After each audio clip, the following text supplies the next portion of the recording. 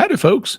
This is just a reminder that if you like this content, you can help me out by liking, commenting, and especially by subscribing.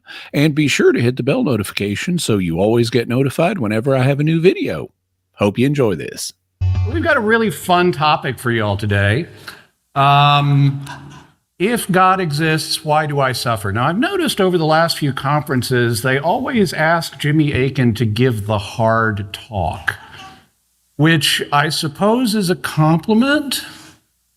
Frankly, I'd rather be complimented a little less in that regard. But we're going to do what we can to make it fun and interesting. But there are a couple of really important words in the question, the words God and suffering. So we're going to be talking about God and suffering. Now, fun fact, suffering is a form of evil. Okay, this is how theologians and philosophers classify it. It is not the normal form of evil that we think about. Normally, when we think about evil, we think about moral evil, or what's otherwise known as sin. But philosophers and theologians also classify suffering as a form of physical evil. And there are a few other forms of physical evil as well that we'll talk about. Now, when you put evil and God together, you get, well, it's not as good as Reese's peanut butter cups. The God part is awesome, the evil not so much. You get what is known in philosophy and theology as the problem of evil. And it's often considered the hardest problem in Christian apologetics. So naturally, I get to talk about it. One of the reasons that it's considered, actually a couple of the reasons that it's considered the hardest problem in apologetics is because it involves personal feeling. This is not just an intellectual puzzle like how old are these dinosaur bones. This is something people actually feel. Also, we have incomplete data regarding some of the solutions to the problem of evil. So this talk is going to have both a personal feeling component and an incomplete data component where we address both of those problems. Now, what is the problem of evil? It can be put different ways, but one of the ways, a simple way, is like this. If God exists and is all good, all-knowing, and all-powerful, then he would prevent evil from existing. Evil exists, therefore, God must not exist or must not be all good, knowing, and powerful. So, that's a concise way of stating the problem of evil. This form is known as the logical problem of evil. But, and I don't know if you've ever read much Thomas Aquinas, but like if you read the Summa Theologia, he'll be considering a question at do pigs live in trees? And he'll consider a bunch of arguments for the wrong position. It would seem that pigs live in trees, and then he'll have a bunch of arguments for why pigs live in trees.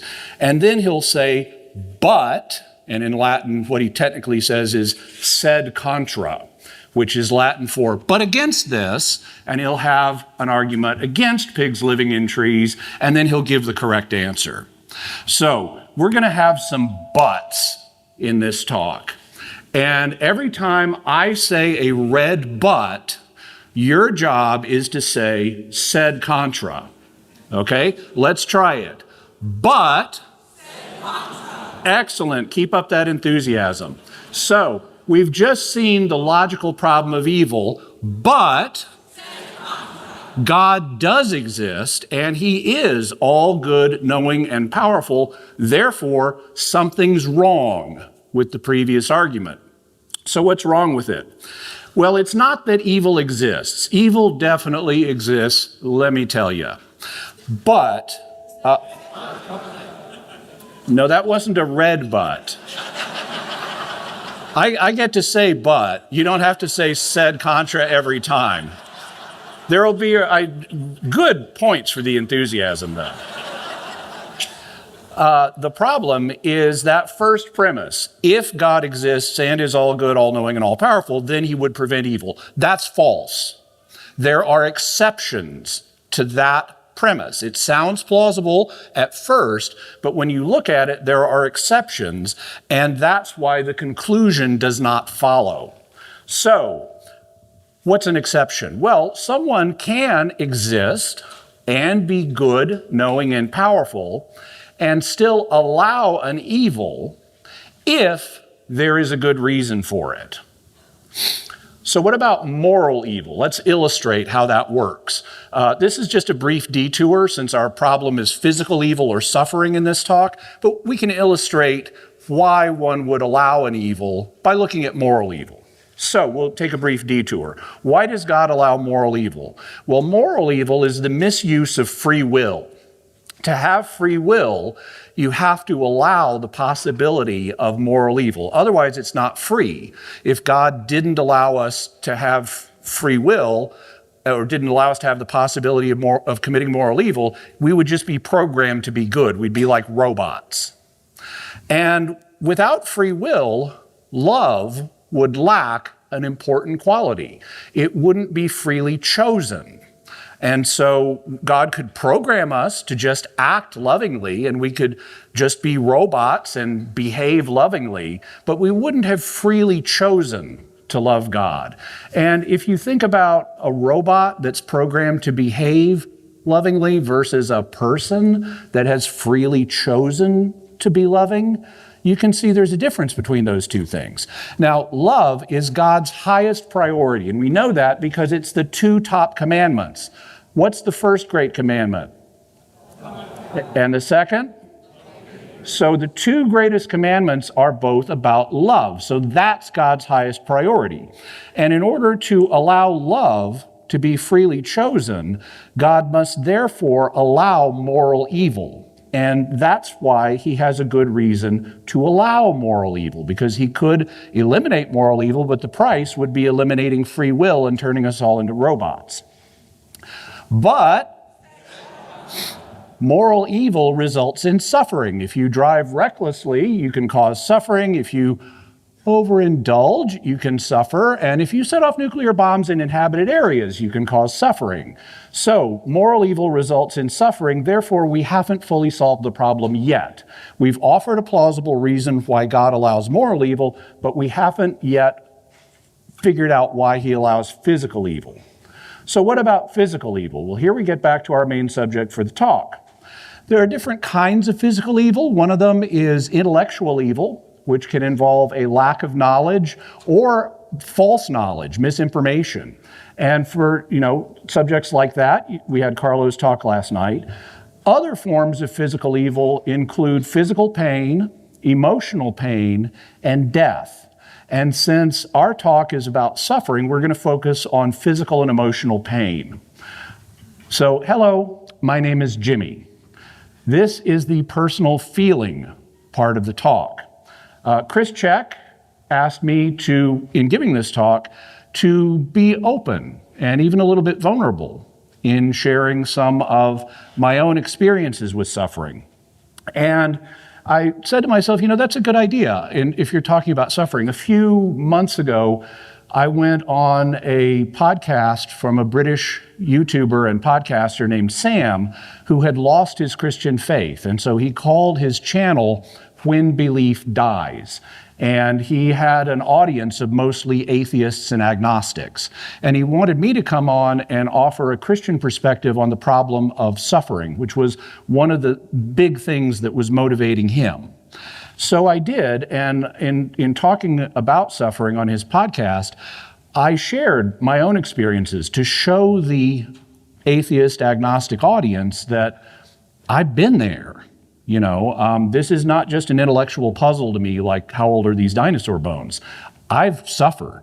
And so by sharing those experiences with him and his audience, he saw that this is something I've been through too. So actually, I'm happy to report he's lost his loss of faith. And and he is now shut down when belief dies in order to nurture and re-engage with his Christian faith. So I'm going to tell you about my sufferings, But I'm not going to tell you this way. I don't know if y'all remember the show Hee Haw. It was a musical comedy syndicated show. It was very popular. I watched it all the time when I was a kid. And one of the things they had was a regular segment where you had these four guys sitting around, and it was a comedy sketch, but they would sing about their sufferings. And so they were expressing sorrow with no sense of hope. And the lyrics went like this. They would all sing, no, no, no, no, no. Not yet. I'll tell you when. The lyrics went like this: gloom, despair, and agony on me. And then one of the guys would go, whoa, deep, dark depression, excessive misery. And another would go, whoa, if it weren't for bad luck, I'd have no luck at all. And a third one would go, whoa, gloom, despair, and agony on me. So, we're going to sing this. I'm going to sing the lyrics. Your job is to do the whoas. So let's try it. 1, 2, 3. Whoa. Good. Suffer as much as possible. Really project that feeling, okay?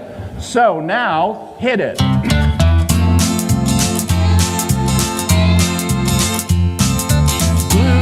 Despair and agony on me. Deep, dark depression, excessive misery. If it weren't for bad luck, I'd have no luck at all. Gloom, despair, and agony on me.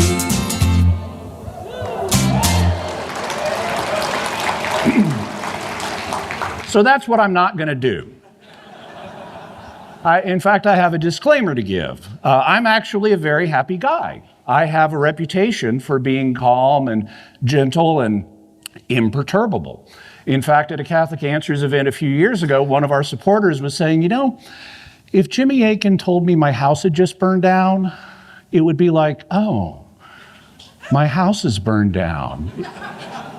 It'll be okay. We'll get through this. It'll be fine. You know, so I tend to have a kind of calming effect. And I have a lot of sources of satisfaction in my life. There's my Catholic faith, obviously. Also, I have the joy of learning and discovery because I'm constantly studying. I have the joy of teaching, the joy of helping others, the joy of music and dance, the joy of being creative, the joy of living in Arkansas instead of California. I'm going to be getting dogs soon, and so I've got a lot of great stuff going on. So remember, Jimmy Akin is very happy. But it wasn't always that way. Now, things started out well. My parents remember my early years being very happy. That's me and my mom there. My mom is the one on the left. And this is the mid-1960s, so my mom is wearing her very stylish Jackie Kennedy haircut.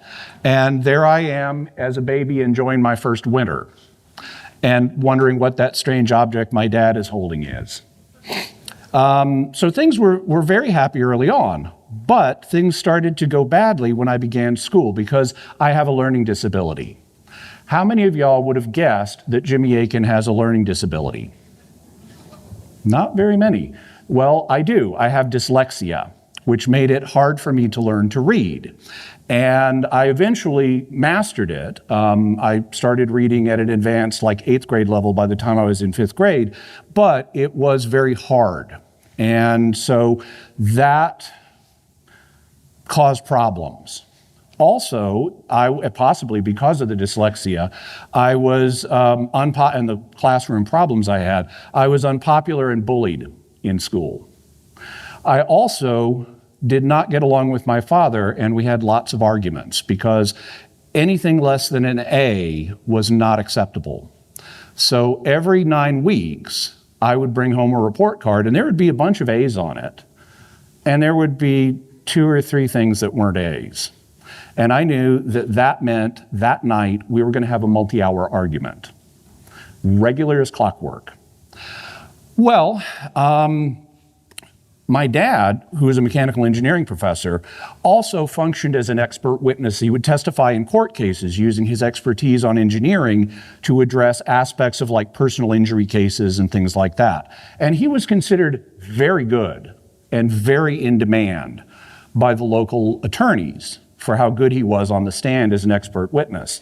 And I've sometimes half joked that it was all those arguments he and I had that made him a good expert witness and made me a good philosopher and apologist, because we really butted heads and iron sharpens iron. As a consequence of the nothing less than an A is acceptable policy, my actual academic achievements were underappreciated. In 1982, I went to the Arkansas Governor's School, which was a school for gifted and talented high school juniors. So other people were recognizing my academic abilities. Then when I got into college, my parents were repeatedly surprised by me repeatedly making the dean's list, which you need high grades to get. And then the university started giving me academic awards, both for being a good philosophy student and for being a good philosophy teacher. Because in grad school, I was a teaching assistant and I would teach philosophy. In fact, that picture of me is one my mom took right after they gave me an award for being an outstanding philosophy teacher. In fact, for my last 2 semesters, I was getting the highest student evaluations in the department, higher even than the tenured faculty. So all of this came as a bit of a surprise given the nothing less than an A is acceptable policy, and there were a few things that were less than A's, but most of them were A's. Fortunately, in my adult life, my relationship with my father improved, and by the time he died, we were fully reconciled. There were other things going on, though. I was severely mistreated by employers.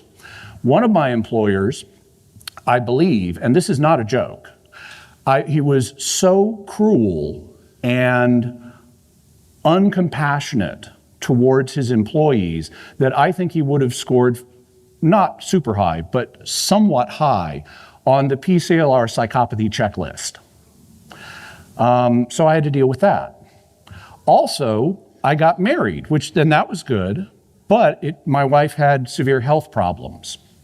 And I spent a lot of our marriage just taking care of her. After she died, I would walk into supermarkets and pharmacies and realize I was looking at everything through the lens of, would this make Renee's life easier? And then I'd realize, but she's dead now. And so it took me a while to unlearn that habit. Also, while she was alive, since you don't make a lot of money as a philosophy teaching assistant, we were experiencing crushing poverty. I remember going through the cushions of our sofa trying to find enough coins to be able to go to the supermarket and buy a pack of hot dogs and a can of generic lemonade so that we could have food that night. So that was not fun. And then Renee died. She was only sick for about 2.5 months, and we only knew what it was for a little more than a month. It was colon cancer. And it was an extremely aggressive form that her doctor believed she'd only had for a few months, and it just ripped through her and killed her very quickly. Then I had a traumatic move out to California to come to work for Catholic Answers. And part of the trauma of that move, it was a complete change of life, and I was working through grief, from my wife's death the previous year. And as I was starting to recover, and I even started dating again, because I didn't want to be a permanent widower. I wanted to get remarried and have kids and everything. My mom unexpectedly died. She came home one day and had a berry aneurysm. And this was completely unexpected. Given how long the women in her family line live, my mom died 40 years too early. She should have lived to her mid to late 90s. That's how long the other women in her family lived. She died at 56. And so just as I was healing from Renee's death, Mom dies. And that put me back into a grief trauma situation all over again. What's more, Mom was the hub of the family. She was the one person that everybody in the family knew how to relate to. And so it was like the center had dropped out of my family. Also, your parents, and I assume most people here have probably lost a parent at this point, but your parents are like the two pillars of your universe. They've always been there for as long as you can remember. And all of a sudden, one of the pillars is gone. And that's just weird when that happens for the first time. And with Mom and Renee dying, my wife and my mother, the two most important women in my life, dying unexpectedly and landing me in pain, I had a bit of a feeling of abandonment. So, this didn't last forever. I gradually healed, and now I'm very happy. Father's Day is still tough, though, because Father's Day is a Sunday, and that means I have to go to Mass on Father's Day. And when I show up in the parish on Father's Day, I don't know what they're going to do. They may ask all the fathers in the parish to stand up and be recognized, in which case I get to sit there. Or as you're leaving parish, they may have the ushers greet all of the men coming out and wish them a happy Father's Day. And I get wished a happy Father's Day. And I very much wanted to be a father, but I'm not. A secret hope that I have shared with some people, it's not too big of a secret, is we have evidence that between a third and half of all pregnancies spontaneously abort or miscarry within the first few weeks of pregnancy before the mother is even aware that she's pregnant. It is possible that Renee and I had children that I don't know about. And therefore, there's a little secret hope that when I get to heaven, I may have a surprise. I may turn out to be a father after all. I don't know. It's just a hope. But anyway, these days, Jimmy Akin is very happy. But I've paid my dues. So this is the personal feeling part of the talk. So this isn't how old are those dinosaur bones to me. I've been there. I've suffered. And so I have some standing to say I understand the issue of suffering, and I can speak to this issue from the perspective of someone who has suffered. So, is there a good reason why God would allow pain and suffering? Do you want me to tell you? Well, as the time-traveling archaeologist River Song would say, spoilers, sweetie. Here's the spoiler. If you look in the Catechism of the Catholic Church, paragraph 324, it says, faith gives us the certainty that God would not permit an evil if he did not cause a good to come from that very evil. So that's the fundamental reason why God allows suffering. He would not allow it, except that he's going to bring an equal or greater good out of that very evil. So, what's the good that justifies something like physical pain? Well, we can figure that out by asking a question like, well, why do we have physical pain? Quick biology lesson.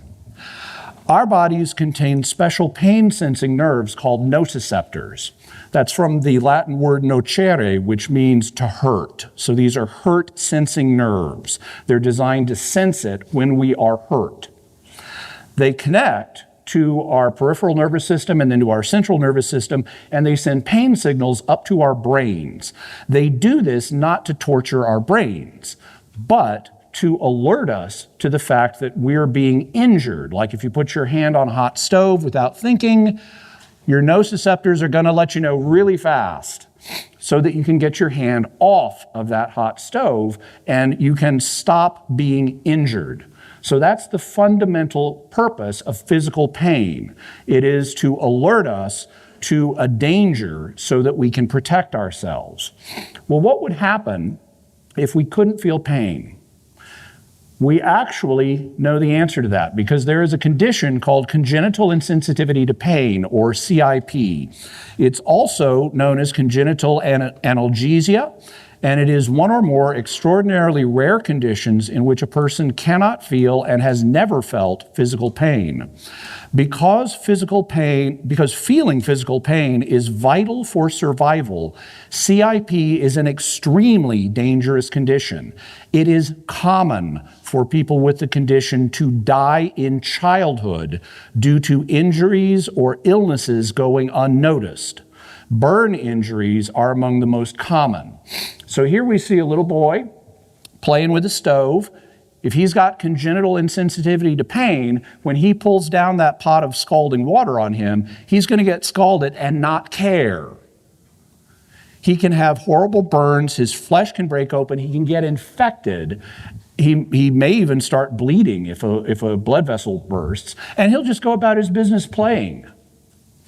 Or this little boy in the middle, if he gets hit by that car, he could have internal injuries and not care because he doesn't feel the pain of the auto impact. I was watching a video of a man who survived childhood, who had congenital insensitivity to pain, who was recounting when he was young, he had a birthday as a little boy, and he broke his foot on his birthday. But he didn't want it to spoil his birthday, so he just duct taped his foot up and ran off and kept playing. Or, here's a third little boy, he's sick in bed. But if he has congenital insensitivity to pain, his parents might notice he's got a runny nose, but he's not going to be moaning, he's not going to be suffering, and they may think, oh, this is no big deal, it's just a little cold, when it's a life-threatening illness. So, which would you prefer? Congenital insensitivity to pain, where you never feel physical pain, or normal pain perception, which amounts to normal danger perception? How many people would like congenital insensitivity to pain? How many people would like normal pain perception? Good choice. Charles Darwin would approve. That's the survival one. Okay, so God allows us to have physical pain to protect us from danger. By giving us the ability to sense pain, He gives us the ability to protect ourselves. Now, the physical pain is itself bad. It's a physical evil. But He allows it to enable us to have the greater good of protection so that injuries don't kill us. And you know what? We do the same thing. We vaccinate our children. Now, vaccination, as this little tyke here is illustrating for us, ain't fun. Especially if you're a little kid and you don't know what's going on, and your parents who love you and take care of you have suddenly taken you to this strange place and allowing strangers to stick metal things in your body that hurt. And you experience pain, and you experience fear, and you wail your tiny little head off. Because that's what you're supposed to do. Well, that's painful for the child. But the parents know this is a momentary pain. And this momentary pain is vastly outweighed by being protected from a horrible disease like smallpox or typhoid or measles, mumps, or rubella or whatever it may be. And so we ourselves do this with our children. We allow our children, we do it as adults too when we go to the doctor, but we do it with our children by allowing them to experience a momentary pain that is counterbalanced by a greater good. And in the same way, God allows His children, us, to experience momentary pain that is counterbalanced by a greater good, the good of protection from dangers. So that's physical pain. What about emotional pain? There are a bunch of different types of emotional pain, but the same basic principles apply. Emotional pain exists to alert us to a problem so that we can solve it. And there are a bunch of different problems we might have emotional pain about. We might get scared for our health or even our life. We might have relationship problems. We might be afraid of losing our spouse. We might be afraid of losing our job. We might be afraid for our finances. So there are a lot of different problems we can have that we can experience negative emotions about. So how do they help us? Well, depression prompts reflection on the source of a problem. There's something we'll be obsessing about when we're depressed. And that enables us to identify and hopefully figure out a way to eliminate the problem. Sadness prompts us to reflect on a thing of value that we've lost. And we can try to figure out how to avoid similar losses in the future. Sadness also, because it involves things like crying, it serves as a social signal to tell others that we are in need of help, so they can provide comfort or other forms of assistance to us. Anger means we've identified a threat that needs to be dealt with. We may deal with it in an anger situation with what you could consider a fight reaction or an engagement reaction. It may not be a literal fight, but you may engage with the thing you're angry at in order to solve the problem. On the other hand, fear, similarly, involves identifying a threat that needs to be resolved, only we may deal with it with a flight response instead of a fight response. We may want to avoid the source of danger. But one way or another, both physical and emotional pain have important functions. Both of them alert us and motivate us to deal with problems so that we can avoid them. That's why they exist. And they perform their function admirably. But what about non-functional pain? This is where we get to the incomplete data part of the talk. You'll see why. Sometimes we have pain, it could be physical, it could be emotional, when there is no way to fix the problem.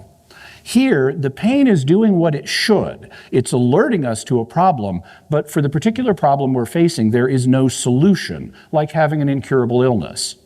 The pain, thus, is not performing a useful function for us, so it's non-functional pain.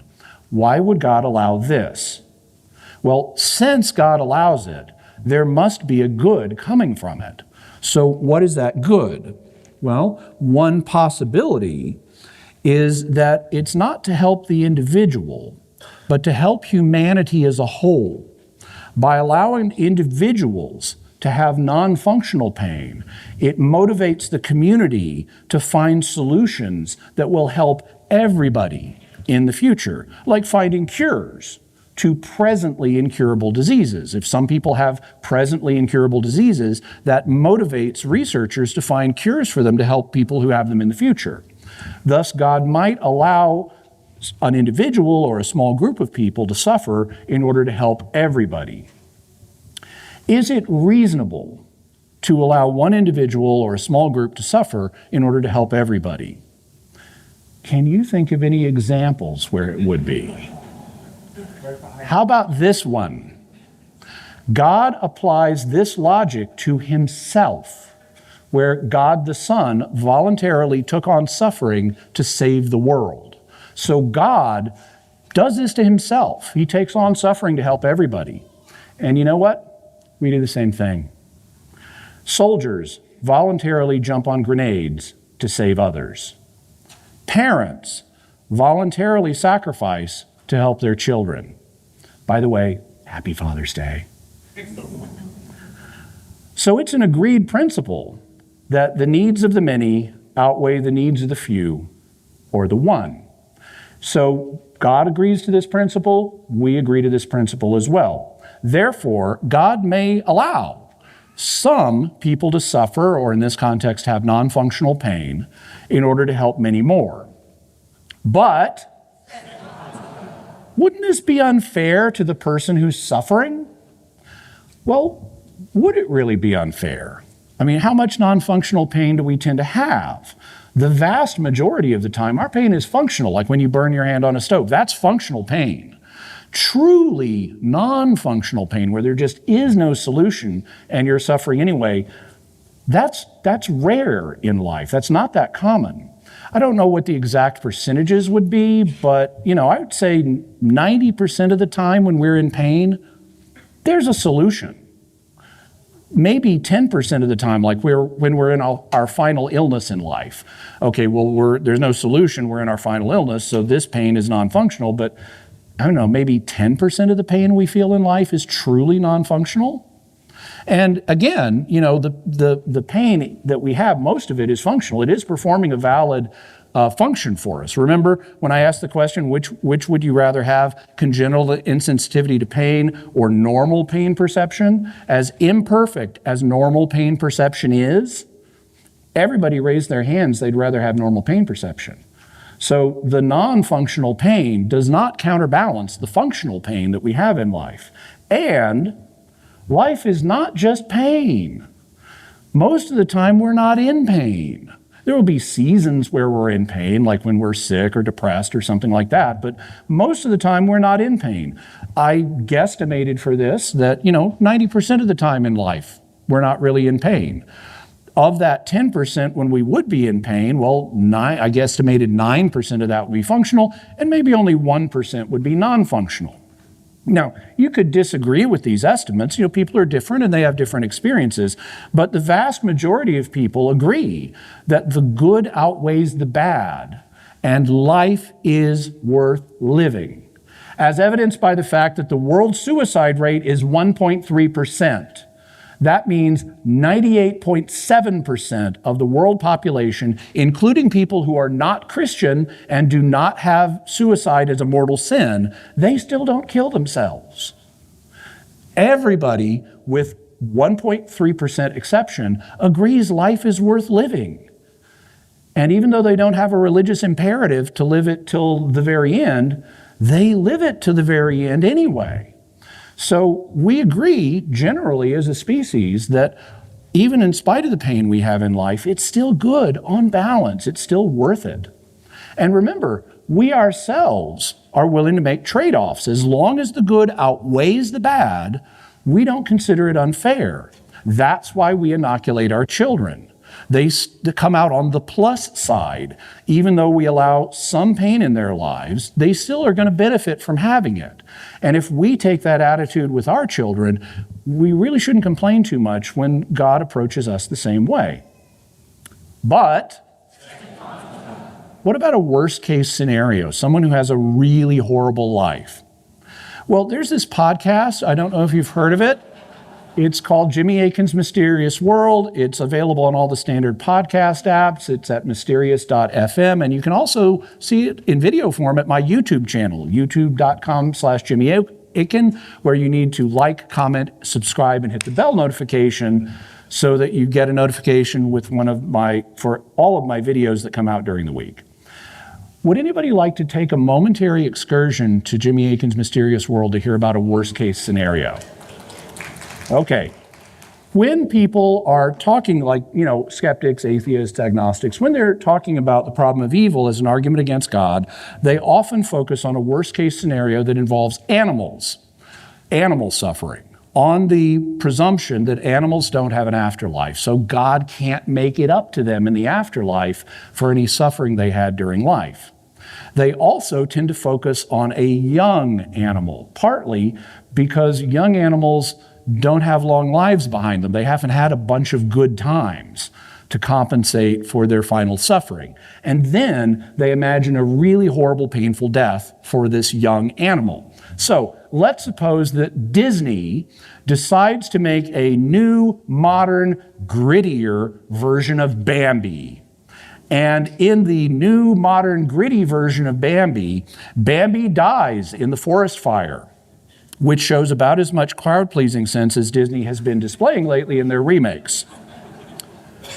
So what would happen in this new modern version of Bambi, where Bambi dies in a fire? Well, it would alter the ratios for Bambi. He's a year old or so at the point of the fire, so he's still young. He's a young buck in the literal sense. And so he hasn't had a huge amount of good times, but he has had some. And he's also had some other pain, but a lot of it was functional. Still, though, the forest fire was short. That would be only a few minutes or maybe an hour or two of Bambi's experience in life. And so even if he had intense non-functional pain for an hour or two out of his year of life, I still think Bambi would come out on the plus side. he'd still have more good experiences than bad ones. So this wouldn't be unfair to him in principle. But what if you come up with a worst case scenario? I mean, suppose Disney comes up with a third remake, and in it, Bambi's pregnant mother dies in a forest fire towards the end of pregnancy during the opening credits. Well, the typical gestation period for deer is about 200 days. And so Bambi would not have even been conscious for most of that. He's in the womb. His neurology has to develop to a certain level for him to be conscious in the womb and also to feel pain in the womb. I still think he'd probably come out on top, on the plus side, but maybe not. Let's just grant that Bambi 3 is so horrific, Bambi, it comes out on the minus side. What could we say to that? Well, among people who don't believe that animals have an afterlife, a common solution is to say animals don't have rights. God doesn't owe them anything, so if they suffer needlessly, God's not being unfair to them because they don't have a right to any other treatment. But God still cares for them. Even if they don't have rights, they still have God's care. The Psalms say that God gives the beasts their food. Jesus himself says, look at the birds of the air. They neither sow nor reap nor gather into barns, and yet your heavenly Father feeds them. So God obviously cares about animals. So just because they don't have rights doesn't mean we don't have a question here. If God loves and cares about animals, why would he allow this worst case scenario where Bambi 3 dies in the womb? Well, one thing we might want to ask is it true that animals have no afterlife?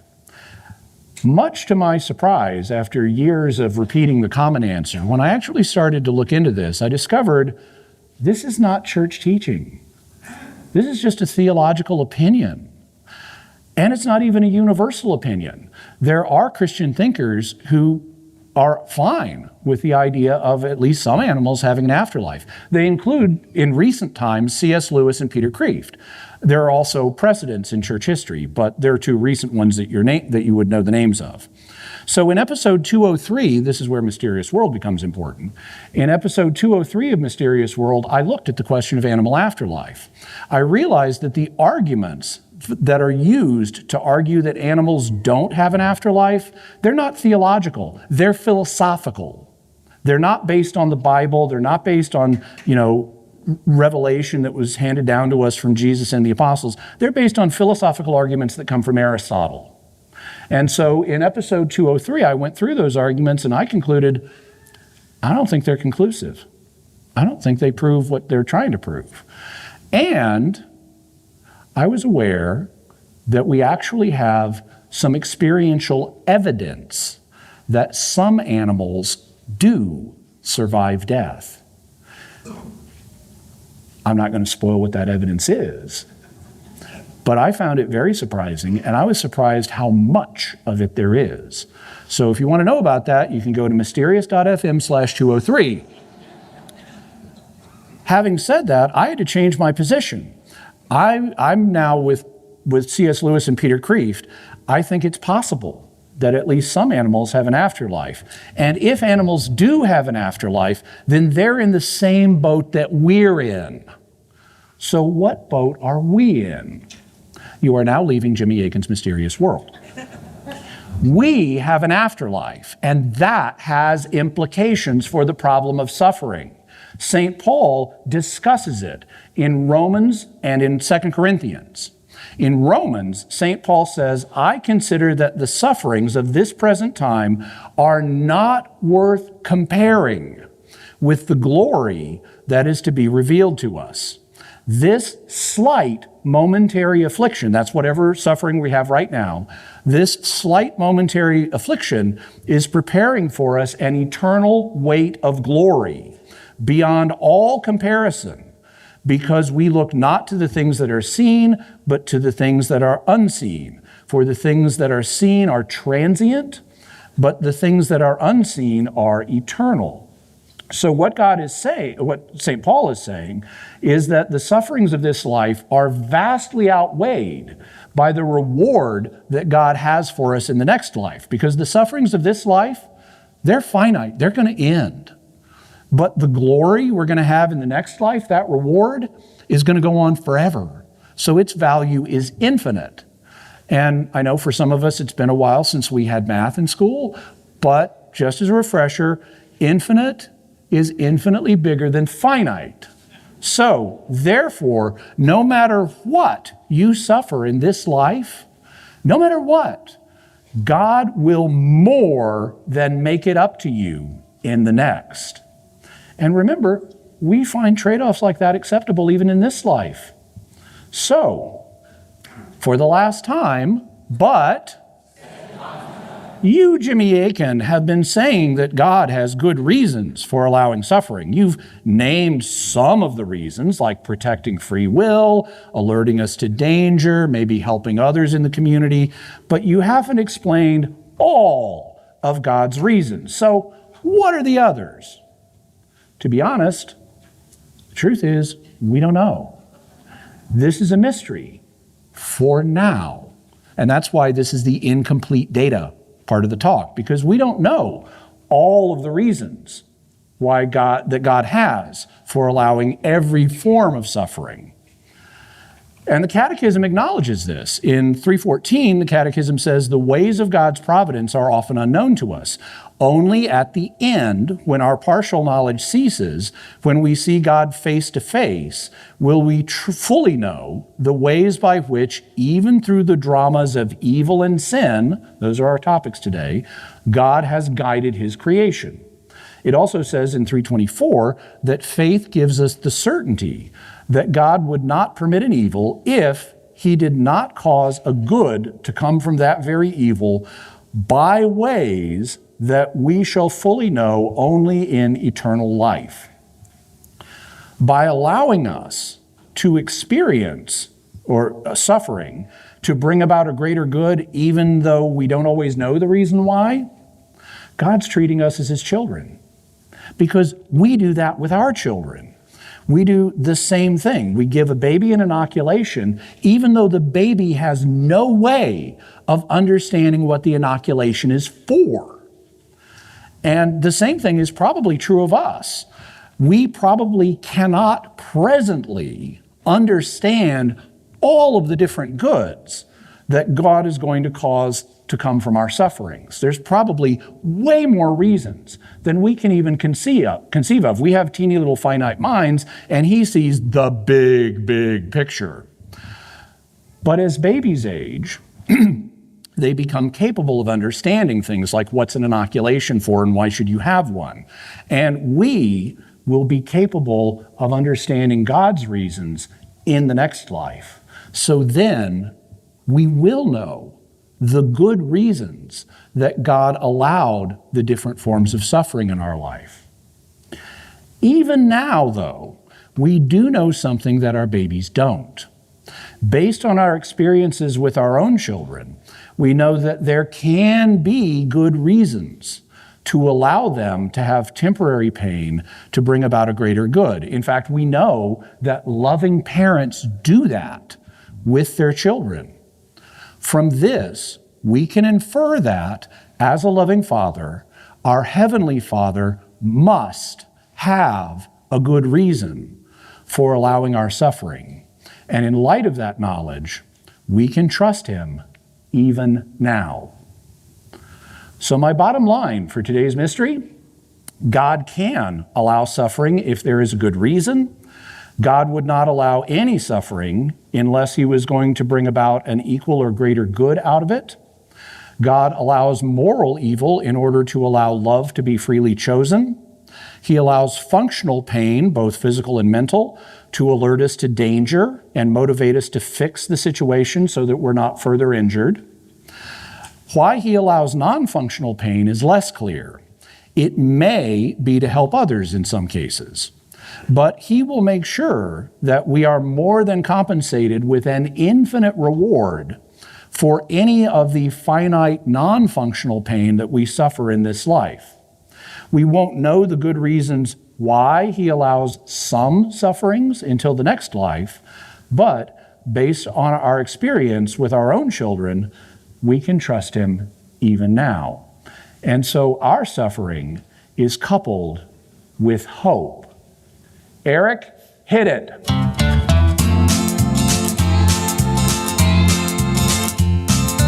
Gloom, despair, and agony on me. Deep, dark depression, excessive misery. If it weren't for bad luck, I'd have no luck at all. Gloom, despair, and agony on me. Thank you so much, everybody. Have a great day. And before we go, just one more reminder that if you like what you've watched, you can help me out by liking, commenting, and especially by subscribing. I'm trying to grow my channel, and I'd really appreciate your help. Thank you, and God bless you.